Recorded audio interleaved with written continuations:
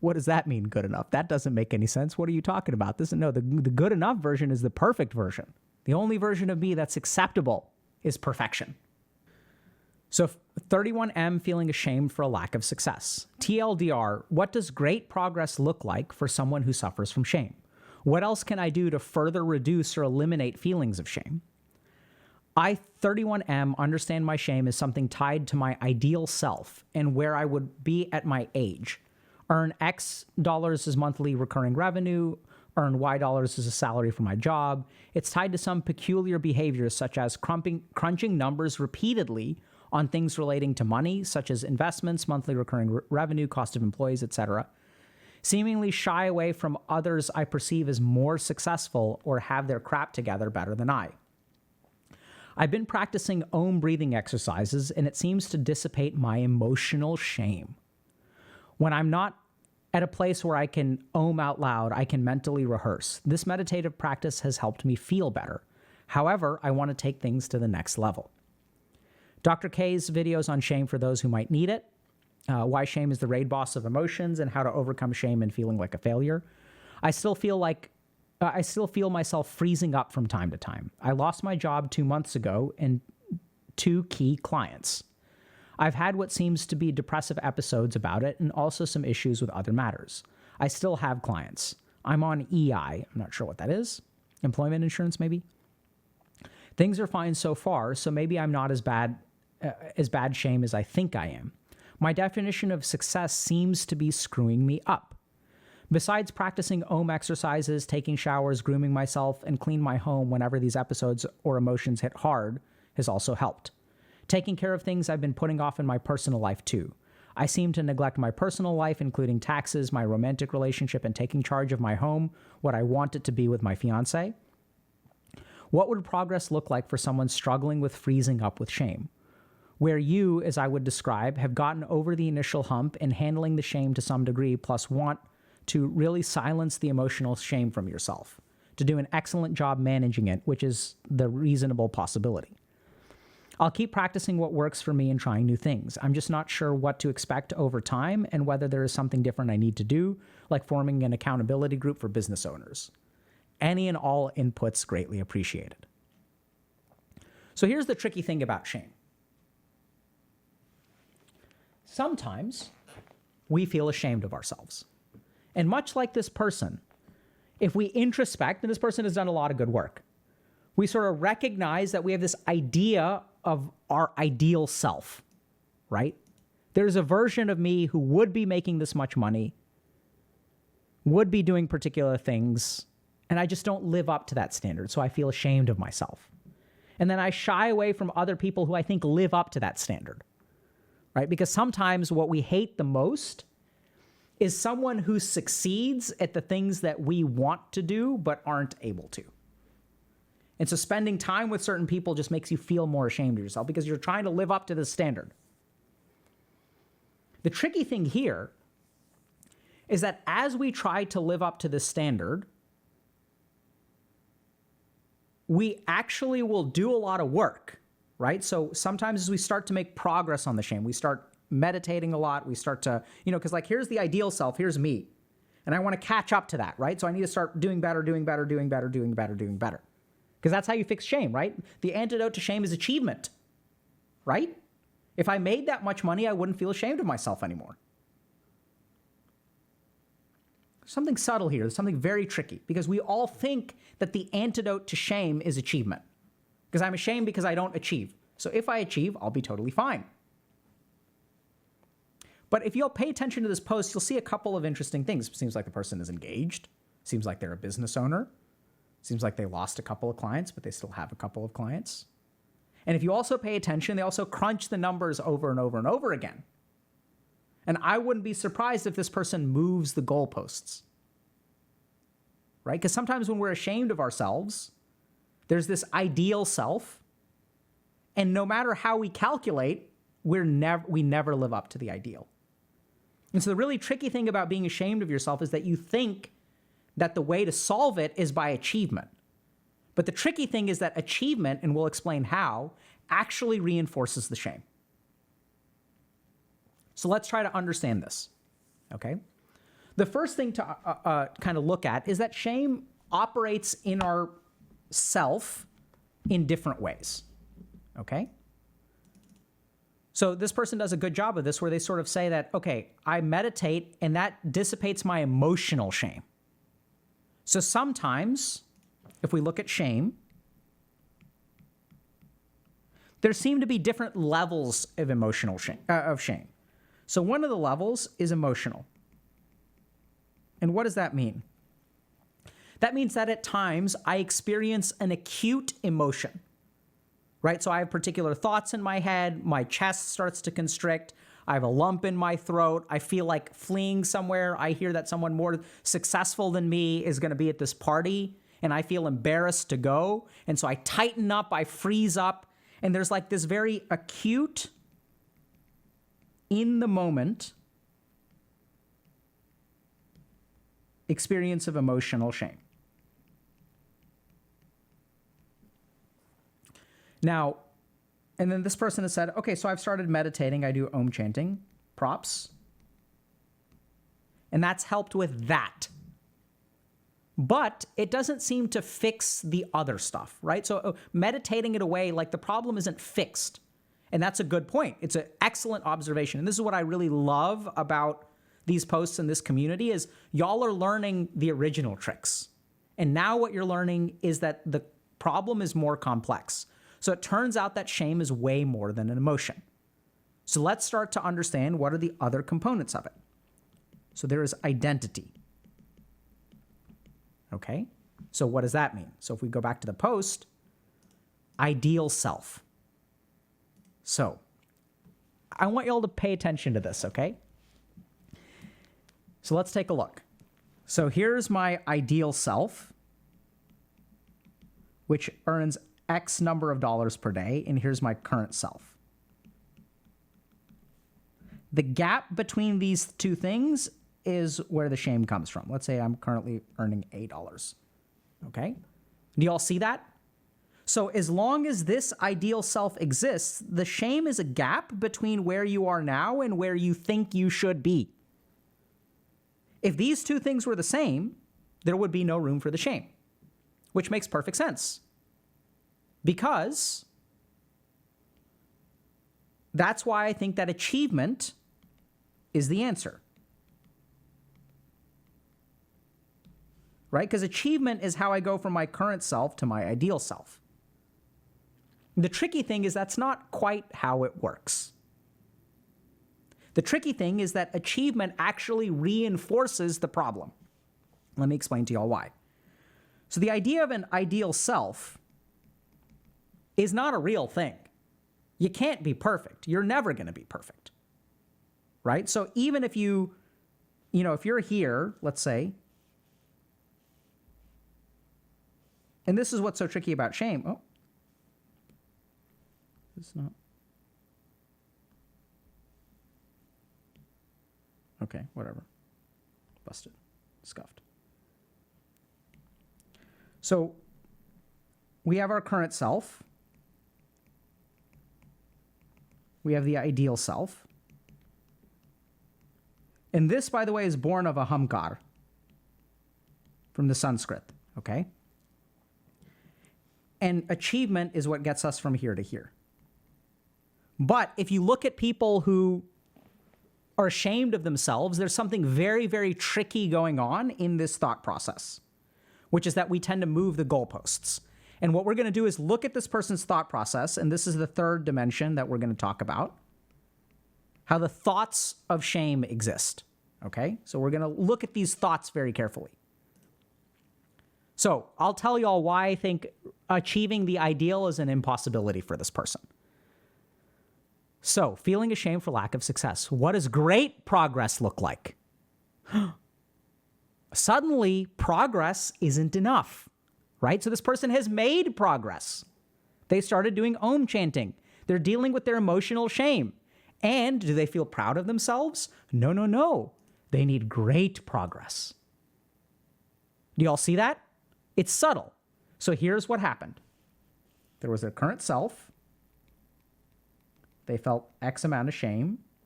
They started meditating. They got better. And did they feel proud of themselves? They say, good job, pat on the back. I've taken one step forward towards conquering my shame. No, no, no, no. So then the ideal self gets moved down here. And now I have more stuff to do, right? This was insufficient. And we can see this in other places as well. Crunching numbers repeatedly on things like money relating to money investments. So what I think is going on here is that if they make X number of dollars, as we crunch the numbers because we feel ashamed of ourselves, as this becomes X, this is going to become Y. You'll see that? So the tricky thing about shame is that it's built on this idea of an ideal self. It's this idea that like there is this perfect version of you out there and you should be ashamed until you reach that point. The problem is that in that kind of situation, no amount of achievement is ever going to work because you still have this idea of the ideal self, which is going to be moved around, or you're going to keep moving the goalposts, right? So the interesting thing is that what we know about shame is not about achievement, but actually getting rid of this entirely. This is the next step. It's not just an emotion. It's about acknowledging that the shame comes from a gap between where you believe you should be and where you are. And that actually letting go of that ideal self, being able to say, oh, like, there's actually like, it's not, the antidote to shame is not achievement. It's acknowledging and realizing and having compassion that there's no reason to be ashamed to begin with. So I'll give you all just a simple example of this. You may sound like, that's insane. If you're ashamed of yourself, what do you mean achievement won't work? That's ridiculous. Like, I need to achieve more. So I'll give you all a good example of this. Sometimes kids who are in abusive situations, physical abuse, emotional abuse, sexual abuse, feel ashamed of themselves. Now, do you think that this is something that they can achieve their way out of? No, it's absurd. It's absolutely absurd. When a child feels ashamed because they're being abused, the antidote is not them doing a better job. But that's what they try to do, right? If y'all have worked with people or heaven forbid, you've been through abuse yourself, you know that even if one of your parents is emotionally abusive, you try really, really, really hard to make them happy and achieve, be a good boy or a good girl, be the person that be a good kid for your parents. And there's no way that that's going to work. The solution to that in therapy is going to be in acknowledging that, like, you don't need to achieve anything. That you're actually great the way that you are and you have no reason to be ashamed. I mean, there's good reasons why you feel that way, but like that's actually not a correct way of looking at your situation. And we sort of see this from a yogic perspective as well when we kind of look at this concept of ahamkar, right? This concept of ahamkar is the I feeling or the ego. And the solution to that, the way to get free of your ego is not to satisfy everything that your ego wants. So if I want to be the richest person on the planet or I want to be the sexiest person on the planet, that one already done, right? So I can attest to that. That doesn't satisfy you. You need more, right? So that's not how it works. Like achievement the ego is always going to want more. Like you always want another promotion. There's always going to be something going on. The ego loves to move goalposts. So what we need to do is actually abandon that ideal self. And that's where it's like, I know it sounds kind of weird, but like, what does that mean, abandon the ideal self? That means that accept who you are, right? That's what when we talk about accepting, it's like, okay, so I didn't make that much amount of money. This is like where I can improve, because you can definitely improve. We're not saying stop improving. But there's a difference between taking one step forward and one step towards an unreachable goal. Both of them are one step, but they feel very different. One of them is progress. The other one is completely insufficient.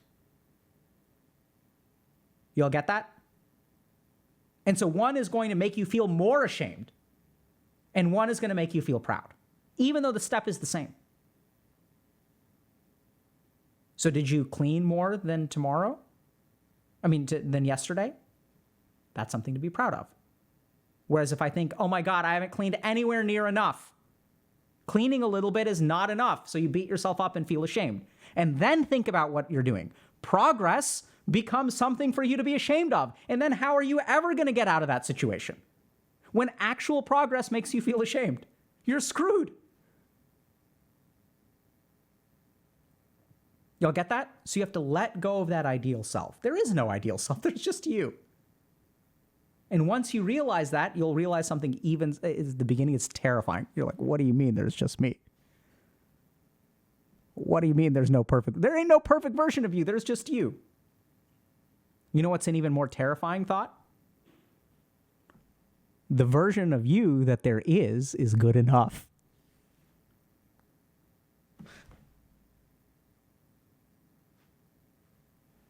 What does that mean, good enough? That doesn't make any sense. What are you talking about? The good enough version is the perfect version. The only version of me that's acceptable is perfection.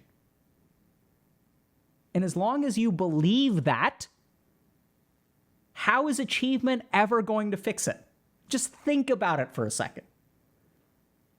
The only version of me that's good enough has to be perfect. Well, you're like kind of screwed there. Like that's an unwinnable game that you're setting up for yourself. So this is a subtlety about shame, is that what we automatically think is that the gap between the ideal self and the current self, if we achieve that gap, if we bridge that gap, that's how we're going to be successful. But that isn't the case. Make sense? It's okay to have ideals. It's okay to move towards things, but it starts with acceptance. So the third dimension of shame that we're going to talk a little bit about is the thoughts, okay? So the other thing that you can do is catch the thoughts of shame.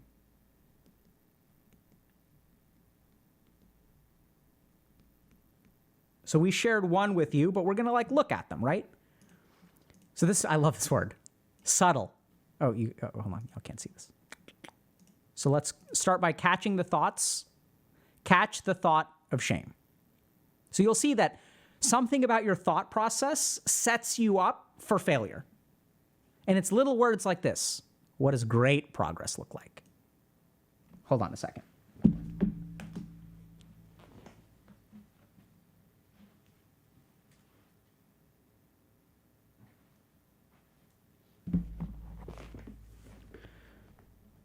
So what does great progress look like for someone who suffers from shame? It's this concept of great progress, right? That's a thought that is born of the shame because progress is no longer enough. So we see this crunching numbers repeatedly on things relating to money, investments, monthly recurring revenue, et cetera, right? So you're going to constantly be changing the way that you look at things. And,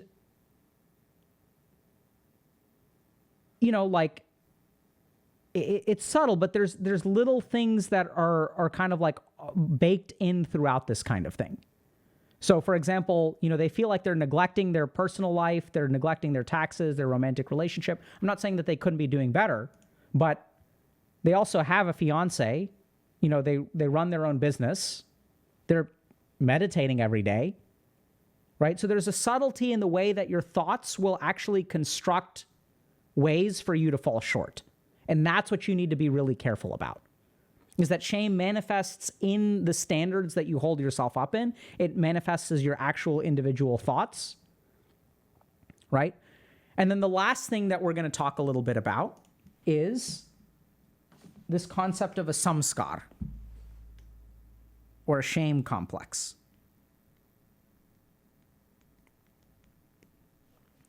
So we talk about this concept of samskars in Dr. K's guide. We have videos about them, etc. So you all can check that stuff out. But I think this is where, why does this ideal self stuff happen in the beginning? It starts from somewhere, right? Somewhere along the way, you learned the lesson that being you is not good enough. Fundamentally, that's where all shame comes from. This idea that being you is not good enough. And so how do you fix that? One way to fix it, so you can work on the emotions in the present, you can catch some of the thoughts, you can work on your sense of identity, you can do all those kinds of things. The other thing is that honestly, you can go to therapy. So a lot of like toxic shame work can be done in therapy. And what you're trying to do in therapy is you're trying to sort of digest the shame complex. Where did you discover that what you are isn't good enough? And so one of the key things about shame that we kind of see here, so this person does a great job of sharing that you can be 31 and ashamed of your lack of success. And it turns out that when most people feel ashamed, what they try to do is achieve their way out of it. Right? Because if I'm ashamed of my achievements, then if I achieve more, I won't be ashamed. The tricky thing is that despite progress and achievement, what we oftentimes find is that the shame actually doesn't get better, which is very strange because we thought we could achieve our way out of it. And why does that happen? For a couple of important reasons. The first is that we tend to move the goalposts for ourselves. And so that's another thought that you can catch. The second is that the idea of the shame is born out of the ideal self, right? Because shame is the gap between where you want to be and where you are. And as long as this dichotomy exists, the shame will live in the middle. So even as I move forward, right, I'm going to move further and further away. The ideal self grows and changes. So you can't have shame without the ideal self. And so that's the identity aspect of shame.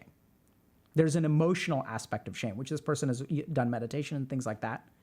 And then you can actually catch the manifestations of this shame complex in your mind with little things like great progress, right? So here's the key thing is ask yourself why the progress isn't enough. And your mind will give you lots of answers. And then notice the answers. And then start to notice, will this part of my mind ever be satisfied? If I did more, would it be satisfied? If I cleaned tomorrow, would it be satisfied? If I cleaned the next day, would it be satisfied? If I did my taxes, would it be satisfied? No. Because all of those thoughts are born out of the shame complex. And that shame complex or a samskara is something that you can eventually get to the root of. So that's when you're working with someone, usually. I mean, people do this in yoga ashrams as well, where they'll get to the root of their samskaras. But that's where I think therapy is probably the best thing, to get to the root of that shame complex. Now, a lot of this stuff coaching can help with. I'd say especially, if you're like this person and you are concerned that you could be suffering from depression or something like that, absolutely go see a licensed mental health professional. But our coaches are taught this model. And the key thing that they really focus on is not just digesting the shame. It's about helping you understand your thought process and not let shame get in the way of your goals. So for example, I would expect coaches to help with something like this. Shying away from others I perceive as having their crap together or better than I am, right? So like they're behavioral things that shame may be getting in the way of. And so if your shame is getting in the way of stuff, then like coaching is good. Not a bad idea to get a mental health evaluation though, if you're kind of in this boat. Because sometimes shame can be a manifestation of negative self-attitude that is part of a mental health condition that requires treatment. Okay?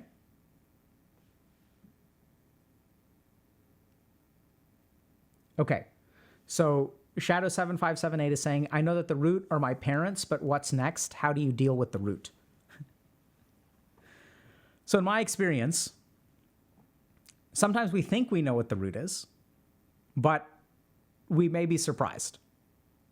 So I would say, in fact, the majority of people that I've worked with, and even the majority of people in the coaching program, our coaching clients, have discovered that the root that they thought it was is actually somewhat different than what they conceptualized.